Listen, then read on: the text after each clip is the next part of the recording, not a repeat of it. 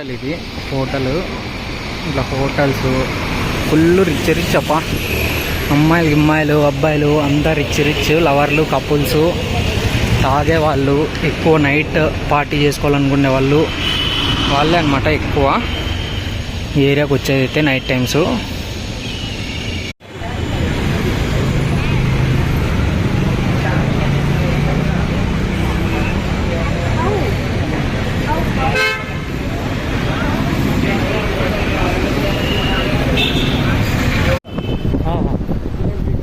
అచ్చా ఓకే అవునండి. ఎవరైతే యాక్సెప్ట్ చేసింటారో వాళ్ళని